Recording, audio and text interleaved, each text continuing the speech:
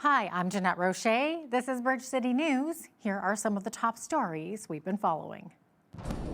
A Southern Alberta high school teacher arrested after alleged sexual assault of a student. Plus, the city of Lethbridge gives a warning about outdoor skating. And a 6.2 magnitude earthquake shakes Northern California.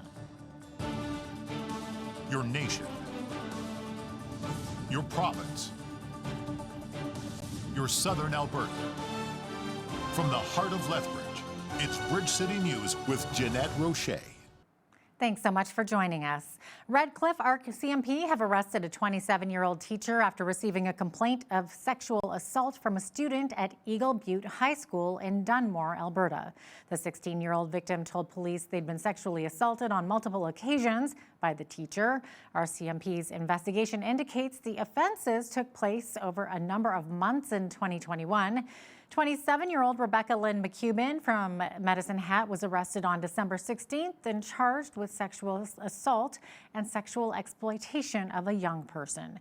McCubbin was released from custody with numerous conditions, including no unsupervised contact with persons under 18.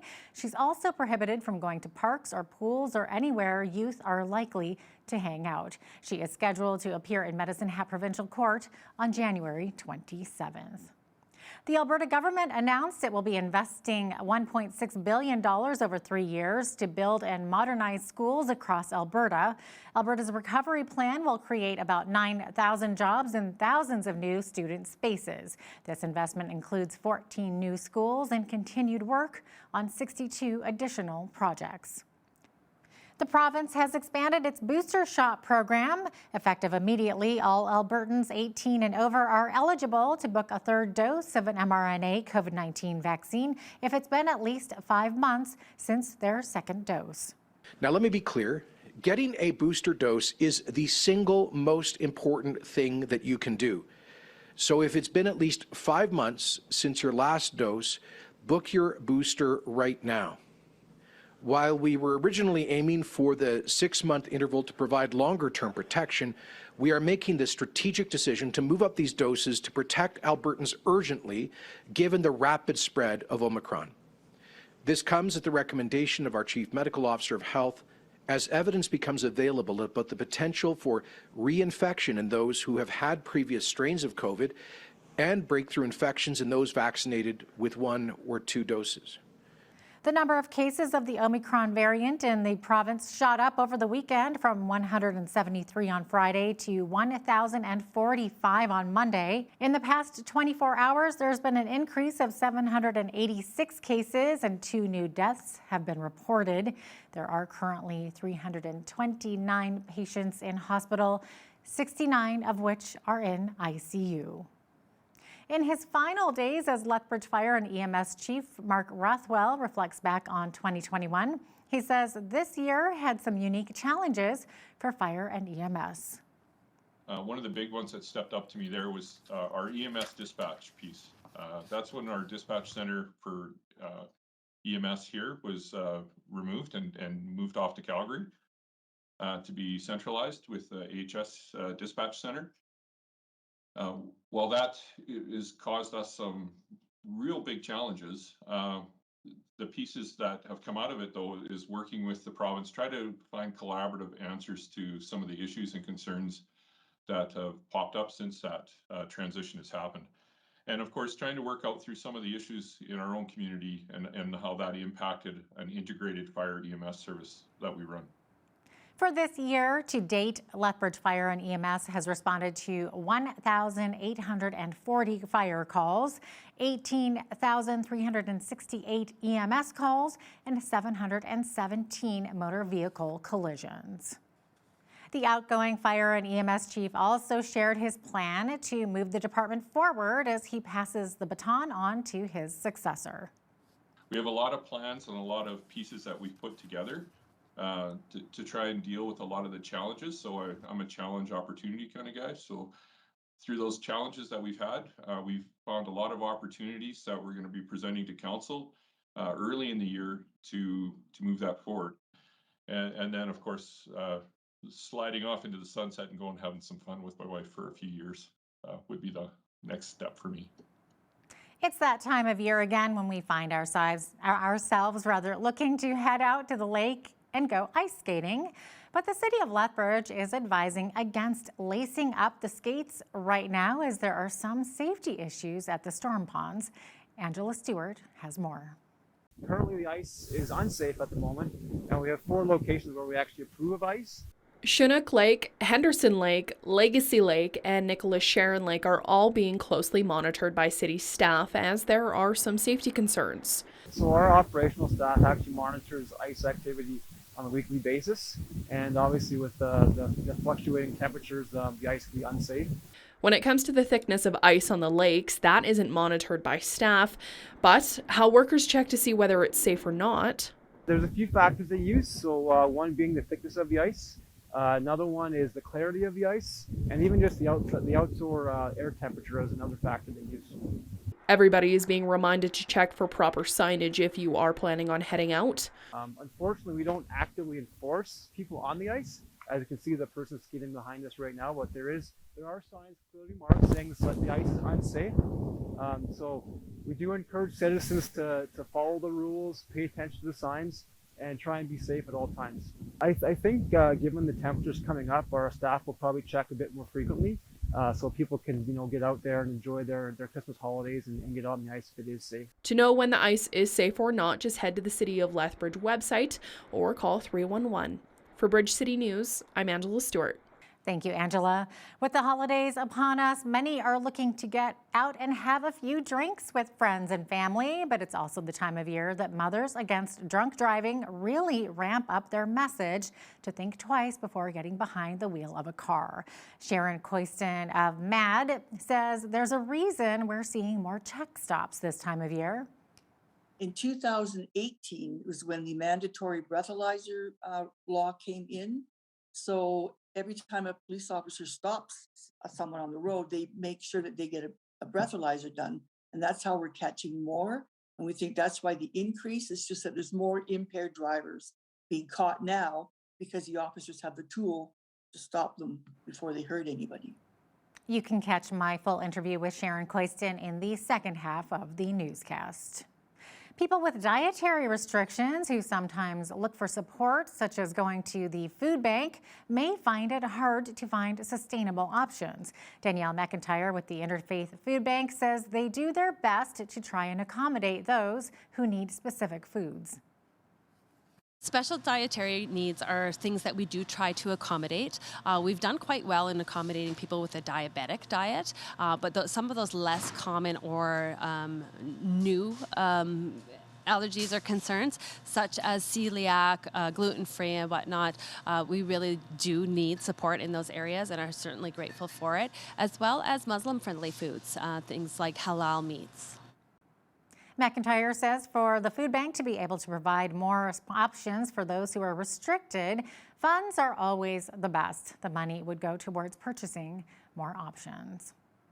Lethbridge shoppers will now be able to shop local in a quick and effective way. The Chamber Market is an initiative put on by the Alberta Chambers of Commerce. The website was created to allow businesses to grow their online shopping platforms during the pandemic. Cindy Voss, the Lethbridge Chamber of Commerce CEO, says there are 10 local businesses who have signed up for the Chamber Market so far. It's an opportunity for business, whether it's retail or hospitality or in-home services or handmade crafts, to sell what they need to sell. So whether it's gift cards or products, they can be shipped, they can be picked up, they can be downloaded. There's even the possibility to set up subscription services. So it's just a neat way to connect our community with our community and find it in an easy digital format. Voss says businesses do not have to be a member of the chamber if they would like to sign up. The pandemic has been especially tough on local businesses in our community. One of those businesses has decided to expand their current work into a new building. As Micah Quinn explains, Economic Development Lethbridge says this was the busiest year for new business and expansion of businesses that they've ever seen. Trevor Lewington, the CEO of Economic Development Lethbridge, says the organization received 91 investment inquiries for new businesses or existing businesses looking to expand in Lethbridge in 2021. And that's actually the largest number since we've been tracking the data. So 2021 for us was our busiest year in our history. And obviously the goal is to convert as many of those from inquiries to actual investments. But I think it's a great sign. It's a great sign for Lethbridge in terms of the strength of our local economy, but also the strength of local business. And I think people have been using the pandemic to really think about their business model.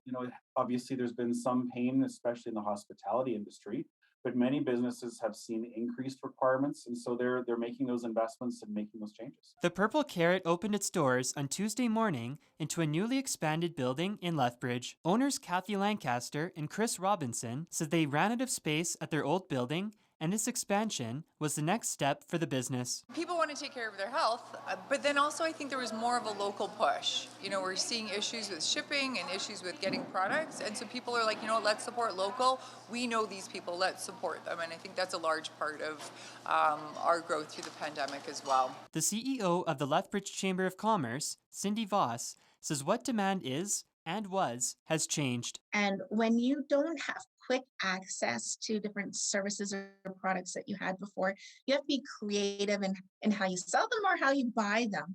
And so when you look at companies, small businesses like Purple Carrot, or, there's Decor Out the Door, there's Bloom Diggity, there's quite a few people that have changed and expanded during this time so they could see what fits their business model best, what fits their employee model best, and then that consumer model. Lewington says if you're a new business owner looking to come into the city, or if you're hoping to expand your current business, the City of Lethbridge has help-like tax reliefs for businesses in the downtown and industrial areas of the city. For Bridge City News, I'm Micah Quinn.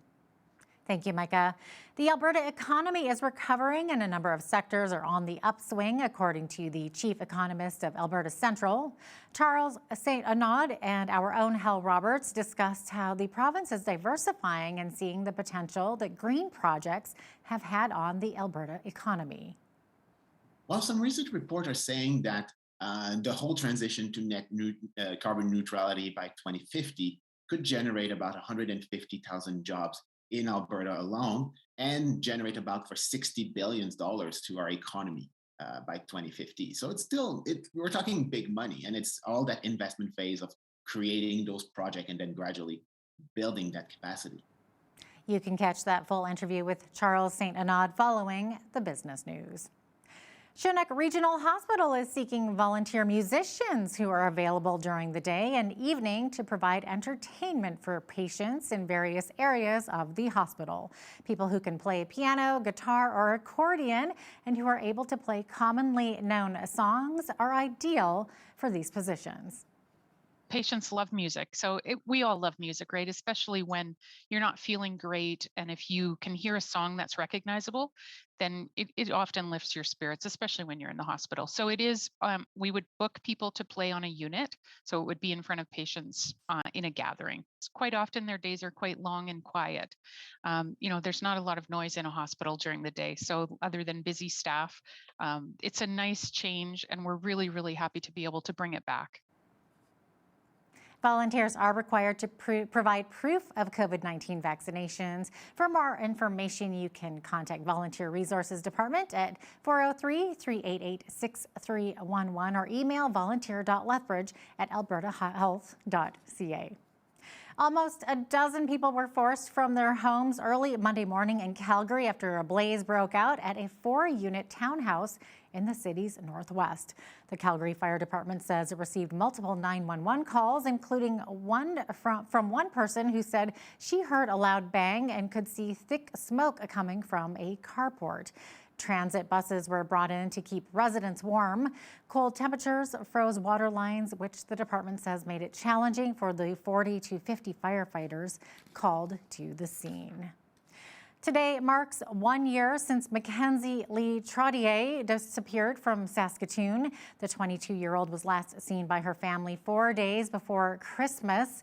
Her father, Paul Trottier, says his daughter's presents remain unopened and waiting for her, and he's hoping a Christmas miracle will bring her home. A recent missing persons poster campaign has led to tips out of Calgary from people who think they've spotted the young woman. Any possible sightings have not been substantiated by Calgary or Saskatoon police services. A city park in southwest Edmonton is being named after Joey Moss, an esteemed locker room attendant for the city's national hockey and football teams. Moss, who was born with Down syndrome, became the attendant for the Edmonton Oilers in 1984 when superstar Wayne Gretzky was dating Moss's older sister.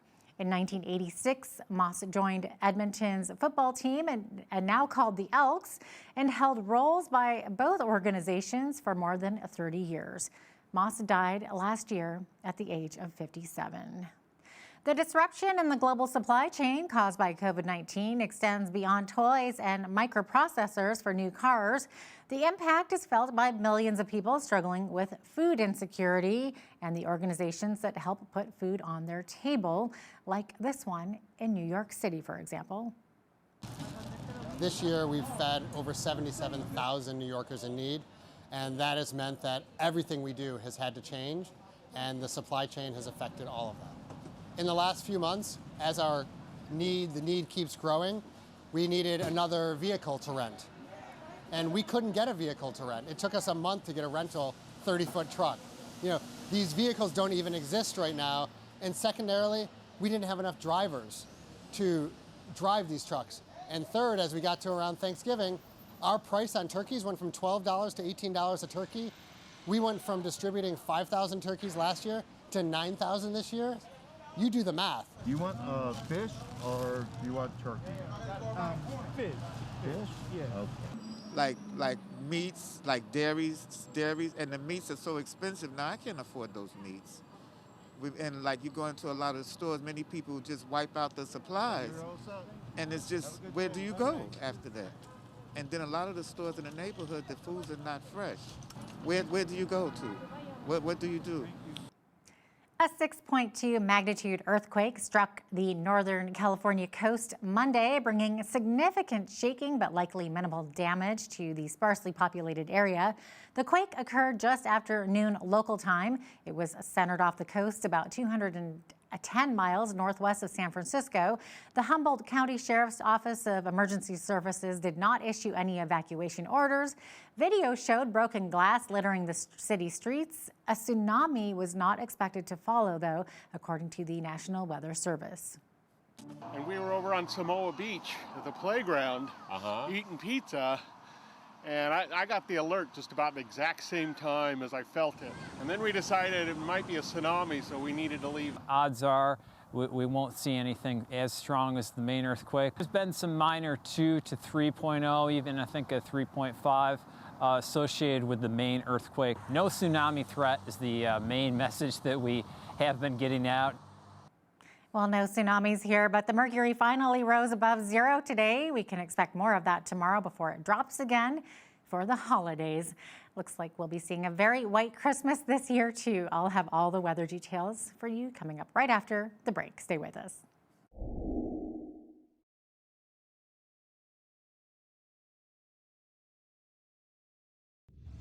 Welcome back. We had some plus temperatures in the forecast today, and more are expected tomorrow, which is a nice little reprieve for us considering what we've had and what is still to come this week for Christmas. As we look at those temperatures at the end of the week there. Into this evening, 30-kilometer-per-hour winds, lightening up around midnight. Those winds are going to gust up to 80 tomorrow with a high of 5 degrees, giving us a little bit of Schoneck there. 60% chance of flurries on Thursday, high of -11. Look at that drop right there. Dropping on Christmas Eve to -19 is the high. 70% chance of snow. Also a 70% chance of the white stuff. For Christmas Day, -22 the high on Christmas. Boxing Day, high of -24 and a 70% chance of snow. And flurries also expected on Monday with a high of -25. So we are definitely going to see that mercury drop, plunging us into the deep freeze. Average high for this time of year, -1. Not so much coming up this week, though. -13, the average low. 16 degrees was our high temperature back in 1954 and in 1989, we had minus 38 as the lowest on record. 8:26 is when the sun rose this morning, sunset this afternoon at 4:33 p.m. So let's take a look at what's happening across the nation for the highs tomorrow. Into the west coast, Victoria, a chance of showers tomorrow, 8 degrees the high, 7 the high in Vancouver with periods of showers there as well. Looking at approximately 2 to 5 centimeters of snow tomorrow in Edmonton, minus 7 the high there, 1 degree the high in Calgary with a mix of sun and cloud. As we look to the rest of the prairies, Saskatoon seeing a chance of snow tomorrow, minus 11 the high, minus 10 the high in Regina. Also seeing flurries there as well, minus 14 the high in Winnipeg with a mix of sun and cloud. All three of those prairie cities also experiencing high wind chill values as well. So those temperatures are going to feel a lot chillier than what you saw on the screen there. 1 degree the high in Toronto with a chance of flurries. Ottawa also expecting snow tomorrow, 1 degree the high, and a high of minus 1 in Montreal with a chance of flurries there as well. As we look to the east coast, Fredericton seeing a mix of rain and snow, high of 0, 5 millimeters of rain expected tomorrow in Halifax, 7 degrees the high, 4 degrees the high in Charlottetown with showers expected there. And sunny skies in St. John's, Newfoundland tomorrow with a high of minus 2. So there you have it. That is your forecast. Statistics Canada reports retail sales rose 1.6% in October to $57.6 billion as new car sales rebounded following 2 months of declines. Sales at sporting goods, hobby, book, and music stores jumped 17.5% as many recreational and school-based sporting leagues started up in the fall. The agency's preliminary estimate for November calls for a 1.2% increase in retail sales, but Stats Canada cautions that figure could be revised. Restaurants Canada and the Canadian Federation of Independent Business have written an open letter to the premiers to ask for financial help. The business groups are urging the provinces to provide support for restaurants, retailers, and small businesses being hit hard by a fresh round of COVID-19 restrictions at a key earnings period of the year. They say the need for significant and immediate financial help is critical. And in addition to provincial help, they want the premiers to push Ottawa to restore the wage and rent subsidies to levels used in the spring. A strike at Kellogg has gone on since early October and it's ended after workers voted to ratify a new labor contract at the company's 4 U.S. cereal plants. The deal covers approximately 1,400 union workers at plants in Michigan, Nebraska, Pennsylvania, and Tennessee.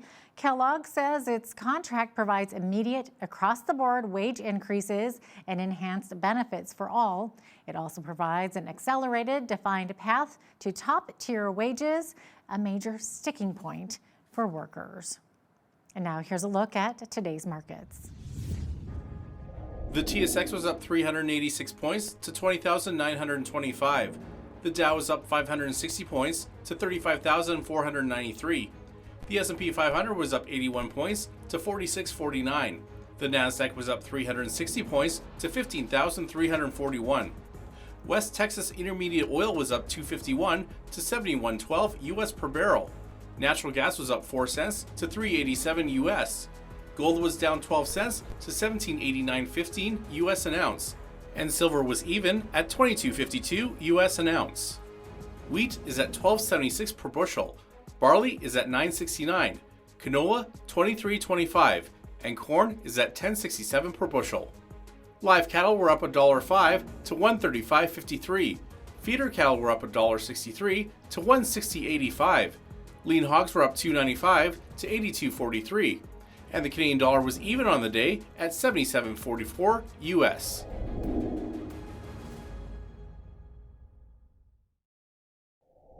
Recapping one of our top stories, a 27-year-old teacher was arrested after receiving a complaint of sexual assault from a student at Eagle Butte High School in Dunmore, Alberta. The 16-year-old victim told police they'd been sexually assaulted on multiple occasions by the teacher. Redcliffe RCMP's investigation indicates the offenses took place over a number of months in 2021. 27-year-old Rebecca Lynn McCubbin from Medicine Hat was arrested on December 16th and charged with sexual assault and sexual exploitation of a person. Up next, Hal Roberts speaks with Charles St. Arnaud, chief economist for Alberta Central, about how the province is diversifying and seeing the potential that green projects have on the Alberta economy.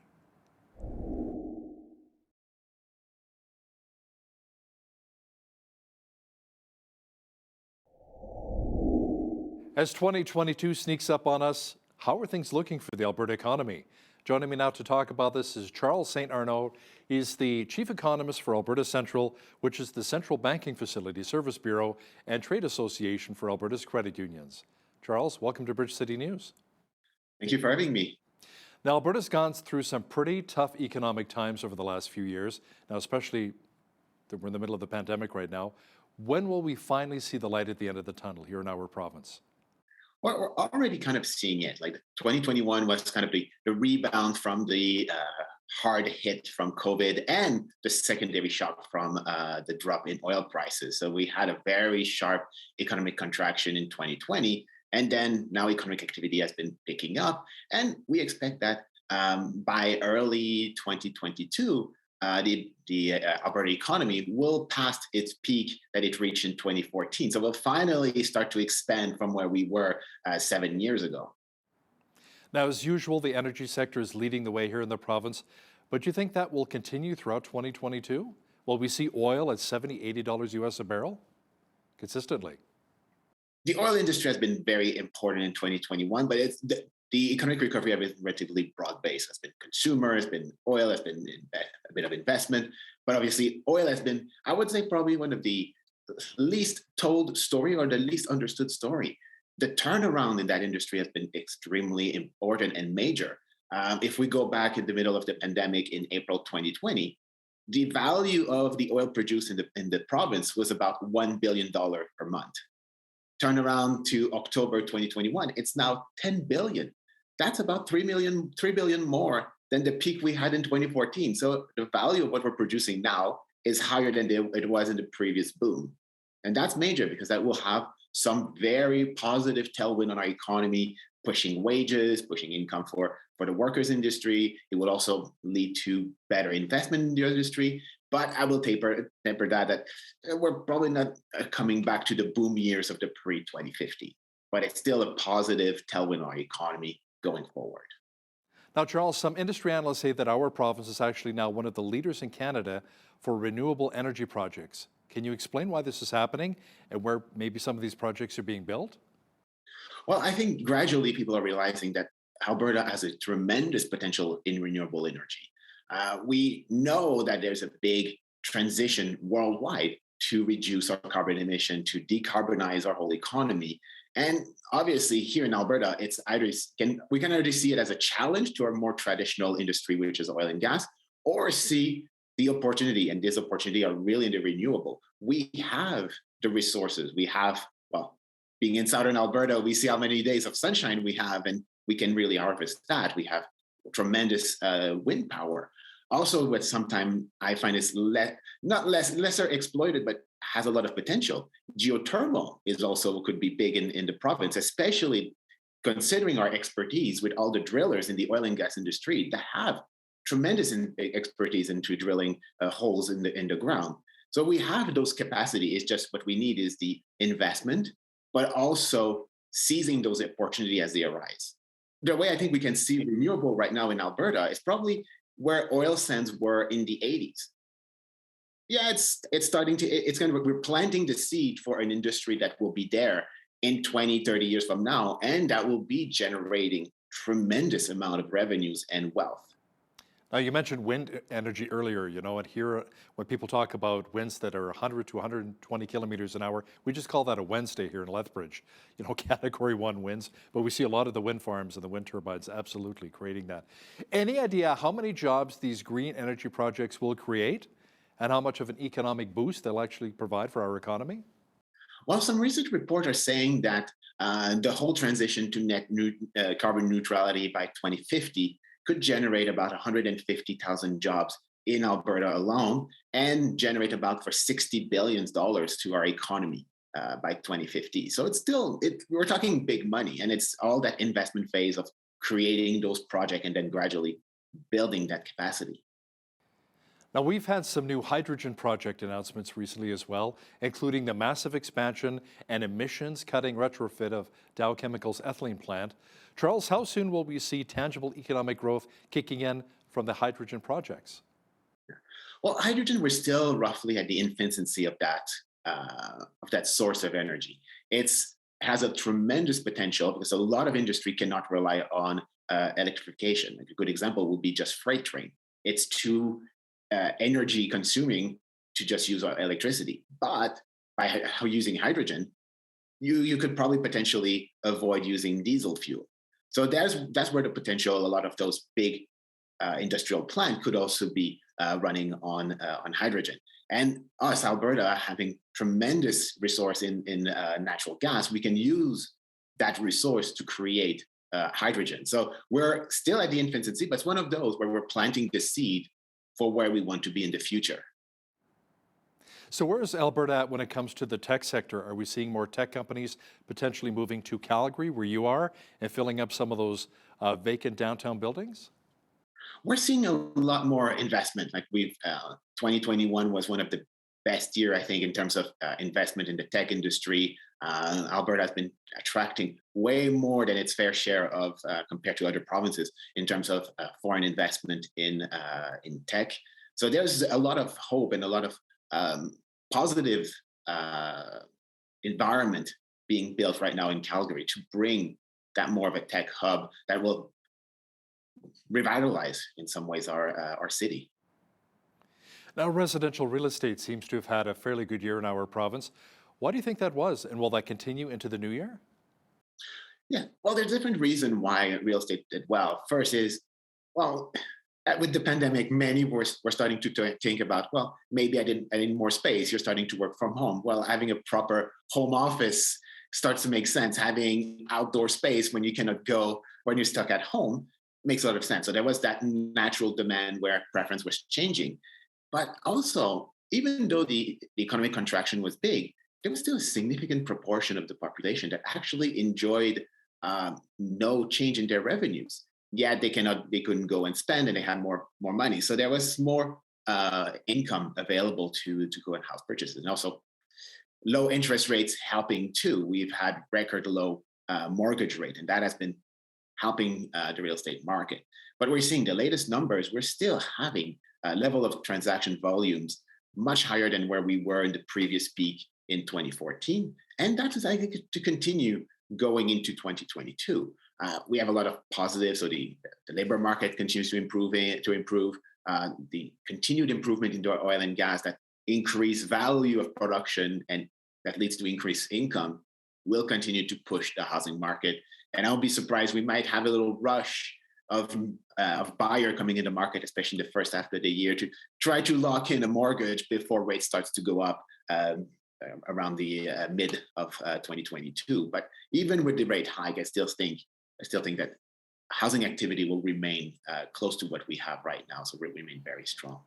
You know, I've been telling my adult kids who are back in Southern Ontario, you know, to get out of Southern Ontario, come here to Alberta, where, you know, housing is a lot more affordable, because there's no way that they can afford a down payment, you know, on a $750,000, $800,000 house. Even 5 points down, you're $40,000. That's very difficult to try and raise that kind of money on an $800,000 home. So I'm kind of working on my kids, my adult children, to move back home here to Alberta. Now, Charles, will the commercial real estate sector, as we talked about earlier with those big towers, office towers in Calgary being vacant, will they see any improvements there, or do you think the struggle will continue into 2022? Well, it will continue in 2022. It will take time to see the turnaround. We'll need to see new businesses being created. So we're still in the early stage of we're in the recovery. We're starting the expansion, and that will be when new businesses will start to increase. We'll be able, especially here in Calgary, attract more of those tech industries that will take some more space in those towers. But it's a slow process. But there's a lot of projects to help, in some ways, rebalance the supply and demand of commercial real estate, especially converting some of the buildings to other use than just pure commercial. But it's a long-term project. It's not something that will turn around within a year or two. Now, Lethbridge and other areas here in southwestern Alberta has a thriving food processing industry. Where do you see that headed to in 2022? That's for sure. It will continue. Like, everybody needs to eat. That's and there's a lot of know-how. One of the things that's often misunderstood or not really well appreciated is how much we talk about tech industry in Calgary, when we talk about Amazon cloud computing and all those kind of things, but that sounds maybe sexy, but a lot of the agri-tech industry is very important, very big in Alberta, and there's a lot of investment happening in that, and a lot of it is centered around the Lethbridge area, and that will continue because, well, nothing will change. We'll still need to eat in 2022 and 2023, and finding those new technology to reduce the cost and improve yields will be important. How about the agriculture sector here in southwestern Alberta and maybe across the province? Will things continue to improve for a lot of our producers? Well, I think many producers will want to forget 2021 with the drought and in some ways the devastating harvest for many. So the hope is we'll get a better harvest in 2022, especially that with very weak supply around the world for wheat and other agricultural product, prices are still very high. So if they just get normal yields in 2022, they'll be able to have very strong revenue. So that's the hope going in 2022, is that we actually have a normal harvest season so they can at least recover some of the loss of 2021. Now, Charles, when it comes to the retail sector, are we anticipating any improvements? And are you seeing more people shopping online as opposed to going to brick and mortar stores? I think early in the pandemic, obviously, everybody's shift to online, and that was probably a bit of an issue for many brick and mortars. We still have that trend, but I think a lot of retailers have been very quick at offering curbside pickup, being able to pre-order online, but to pick up at the store, so you don't have to pay the shipping fees. So there's still that attraction. And when we look at retail sales in general in the province, we're actually doing relatively well. We're slightly ahead of the rest of the country in terms of what I would call core retail sales. So if we remove motor vehicle sales and those kind of more volatile component, we're actually doing relatively well. So it's more of a question is, as we go back to normal, are consumers more willing to go back to the stores? I can see in Calgary, when you go to more independent store, there is a bit more, people are more willing to say, well, let's go to the small independent store this year for some of our Christmas gift, rather than ordering everything from online and delivered at home. So the hope is that a lot of consumers will make that switch gradually and realizing that they need to support their local. Let's talk about a restaurant industry for just a moment here as well, Charles. They've been hit very hard by the COVID-19 pandemic. Is there light at the end of the tunnel there? Well, it's an industry that is still struggling. We can still see it in the data. It's still an industry where level of employment is still well below where it was pre-COVID-19. Same in terms of level of economic activity in those sectors. So it's still struggling, and it's still hard for them because now we have, yes, it's easier for them. There's less restriction. It's only, you have the proof of vaccination, which helps the consumer to feel more safe at going into public spaces. But there's still, you can see it, capacity is still relatively weak.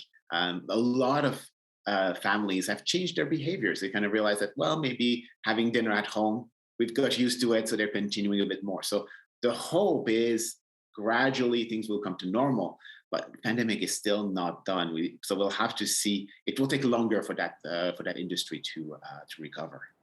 Which sectors in our economy here are you seeing the highest labor shortages? And will we see any changes in that regard? Well, there's two big sectors where we're seeing labor shortages. One is, on one side, you have all the tech industry, which have been in high demand as every business is turning online for either working from home or setting up the selling platform online. So that area of specialized work has been extremely in demand. And very competitive. At the other end of the scale, it's the food and accommodation area and some of the more frontline like service workers are in high demand. And there's a lot of report of business having issues finding workers in those sectors. And there it's a combination of different factors. One is a lot of the workers who lost their job during the pandemic in those sectors are no longer working or looking for work in those industries. So a waiter who's lost his job in the food industry after so many waves of restrictions has decided, well, I'm moving on, I'm going to a new sector. So that kind of creates less worker available. Another factor that's very important in Canada is that the fact that we haven't had a lot of immigration over the past 2 years has dramatically reduced the size of our workforce. So in Alberta, my quick estimates is that we're probably missing about 50 to 55,000 workers compared to where we would be pre-pandemic. So that creates some frictions here and there in the labor market. And that sometimes it's surprising considering that our unemployment rate is still slightly above where it was pre-pandemic, but it's really a mismatch in terms of who's looking for work and who actually needs to hire people. Charles St. Arnaud is the chief economist for Alberta Central. Thanks so much for joining me today from Calgary. Thank you for having me.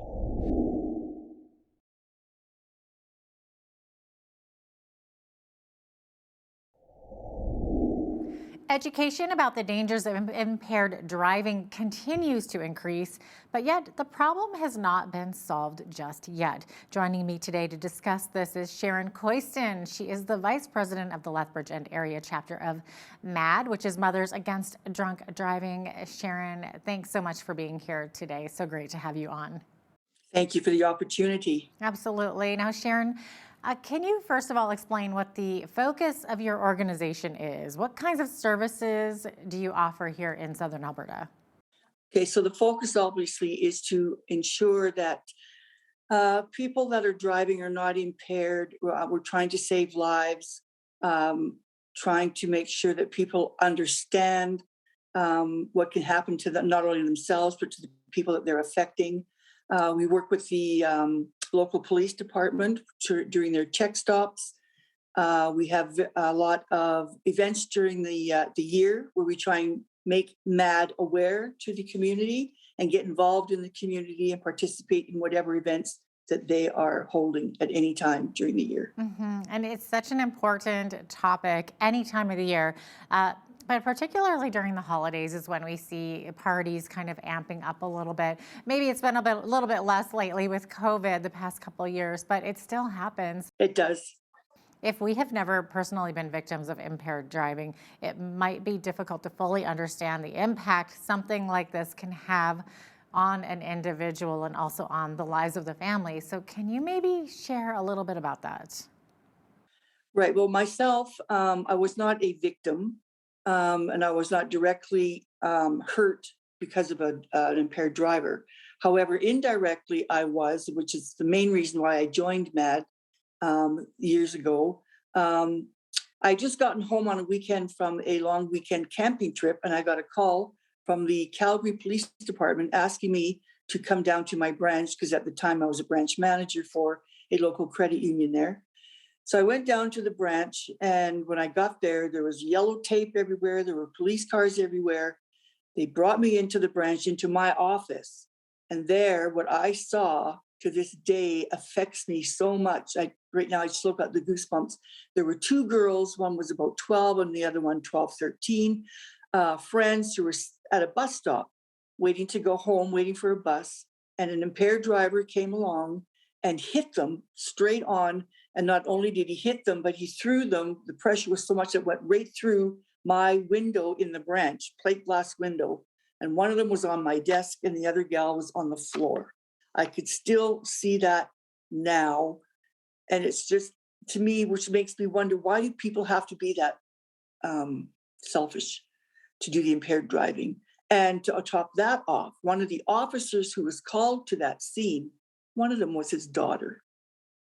So I can't imagine what he's going through. I'm sure even to this day, he goes through hell for that. So, and what we did in the community was we Yeah, we've put a commemoration plaque on the wall, and we help the families of the police officers and the children and the girls that were killed, but that's all that you can really do, is to be there for them, but we don't feel the impact like they do.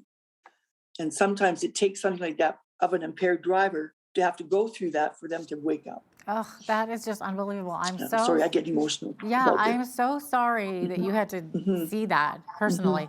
That's something most people Yeah. go through their Yeah. lives. They don't see stuff like that unless you're a first responder.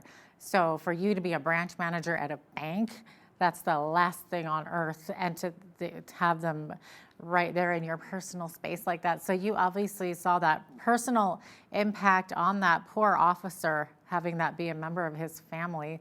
That is just awful. But what a testimonial to what impaired driving can do. Did they ever catch the driver of that? Oh, yes, he was there because he was too drunk to drive anymore. So he was apprehended right at the scene and taken.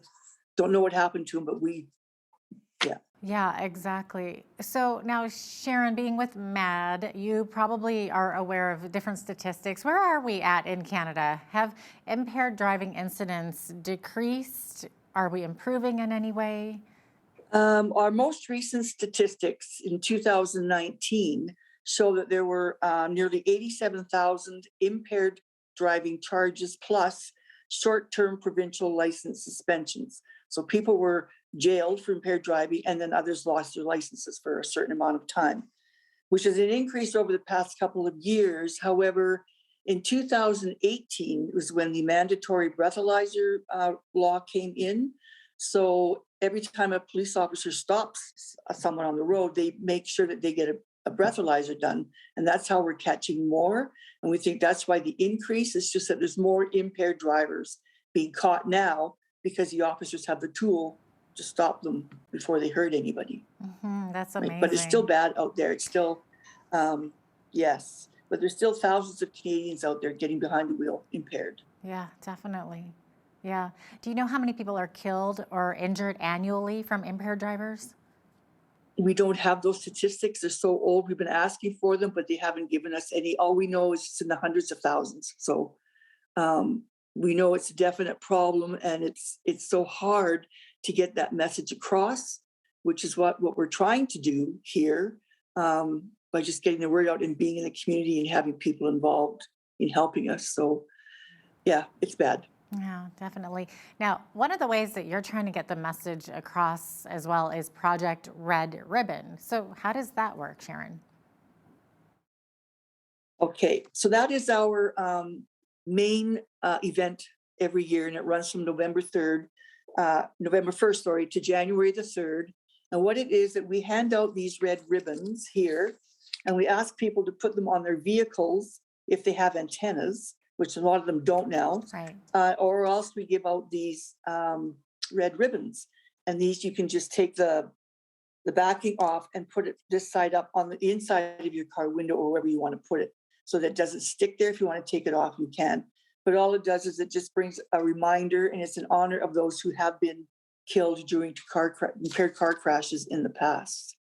So that's what we do with the red ribbons. Definitely. Yeah. It's a good reminder. Absolutely. Now, Yeah. your organization is promoting... It's awareness. Yeah, absolutely. Now, so MAD is also promoting the Dry January Canada Challenge. Can you explain what this is all about? Right. Okay, so this is brand new. I'm just learning about it myself. It's going to start this coming January, and it encourages Canadians to experience the health and benefits of not drinking alcohol at all for 1 month. So together with the So Beer brand, we're promoting healthy lifestyles, highlighting alternatives for those that don't want to drink alcohol, and encouraging people to make smart choices that could ultimately reduce these impaired driving incidents. But it's more than just about giving up alcohol. It's about inspiring Canadians to choose healthier ways of living and improve your health and strengthen your social bonds. And anyone can learn more about this if you sign up at dryjanuarycanada.ca. And all who do sign up will receive a So Beer coupon, and they'll be registered for a chance to win an RV vacation certificate worth $5,000. So this is new. We're anxious to see it get off the ground and see what happens, what comes with it. It's just another way again of making people aware of what's happening out there. Definitely, with a little with some incentives there to go drive for a month. We could win $5,000. That's a good idea. Exactly. Yeah, why not? So if someone has a friend or a relative, perhaps a neighbor, anyone that they know who maybe is about to get behind the wheel impaired, what should they do? Okay, so if you're there, try and explain to them what they're doing and what can possibly happen to them. And do they really think that they should be able to drive? Maybe if you're friendly enough with them, take their keys. But if they decide they want to drive, you can always maybe have them order a cab or an Uber, or even stay wherever they are overnight, so that they don't have to get behind the wheel. If they do get behind the wheel, because sometimes when people have been drinking, they have no common sense and they say, "Oh, I'm fine, I can drive." You can call 911 and then give the license number so that the police are out there and they're aware, because they can't be everywhere. And they appreciate when people call them for these types of incidents so that they can stop them on the roads before they kill somebody. Right? Great idea there. Great advice there. Absolutely, Sharon. Thank you for that. Now, can you speak about the challenges of driving after using cannabis, since it's legalized now?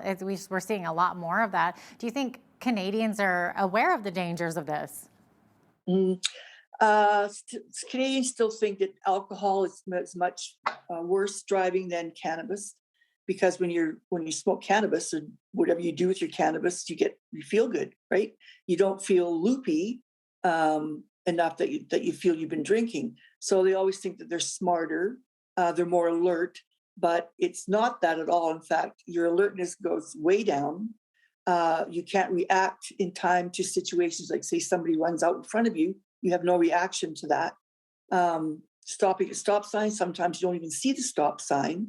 So the police have been trained and they can tell when people have been on cannabis, and it is just as serious, and still great penalties for that sort of thing by the police if you are caught impaired with cannabis or any other illegal drug. So it is definitely a challenge out there, but the police know what they're doing and they can catch them. Yeah, no, exactly. And of course, we mentioned before parties during the holiday season. It might be a little bit less with COVID restrictions, but maybe remind viewers about planning ahead to prevent anything like this from happening. Right. So if you know you're going out and there's going to be alcohol and you're going to be drinking, plan ahead for a sober ride home. If your parents at home, I knew with my daughter when she was going out, I always said, I don't care where you are, what time it is, if you've been drinking, I will come and get you. Just phone me. And hopefully parents and or siblings like that are around for other people as well. Also, again, call a cab, call an Uber. Where the party is, the host should be responsible enough to maybe let these people who've had too much to drink to spend the night on their floor. Pack an overnight bag if you know you might be drinking, right? So just don't get behind the wheel. Find another way to get home. Or again, have somebody that's not been drinking, DDs, hopefully there's some out there, drive you home. Give them a tip, give them $5, $10, whatever, just to get you home safely. Now, is MAD Canada still in need of volunteers? And how does a person get involved with MAD? Okay, so we do have a website, madchapters.ca/Lethbridge. That gets you into our chapter here. And there's a button there that says volunteers, and just push on it. And there's an application form that will pop up and you fill it in. Or you can always call MAD. There's a phone number as well. Every volunteer gets trained. And the thing is, it's not a heavy commitment. You can volunteer for one event, for 1 hour, for 1 day, a year. You can come on to the board of directors. And we have a lot of volunteers, or most of the volunteers actually are people who have been victimized by impaired driving. So they're really in there because they know what can happen and they're trying to prevent it from happening to other people. And we have a lot of fun. We have a great group here in Lethbridge. We do a lot of things out in the community. And unfortunately, again, because of COVID, we've had to scale back a lot. but we still get together, whether it's a Zoom meeting, and just come up with ideas. It's actually forcing us or challenging us to come up with new ways other than face to face to become involved. And it's getting very challenging but rewarding as well. No, that's wonderful. Now, obviously, with COVID, sometimes fundraising can be a little bit difficult during these times. So how can people support your cause? Okay, so again, on the website, you can go on the website and there is a donate now button, and you just hit that button and it'll lead you to a site where you can, like PayPal, that sort of thing, where you can just make donations through there. You can mail in donations. You can contact Mad Lethbridge as well. What else can we do? We take donations from events and things like that. But the biggest one, I guess, would be now. So go on the website and donate. Every little dollar helps us get out there and plan things to make people aware of why we're out there and hopefully save a life. Yeah, such a great message. Thanks so much for your time today, Sharon. Really appreciate it. Absolutely. Thank you so much. It was great. Thank you for having me. Absolutely. Sharon Coyston is the Vice President of the Lethbridge and Area Chapter of Mothers Against Drunk Driving. I'm Jeanette Roche on behalf of all of us here at Bridge City News. Thanks for watching.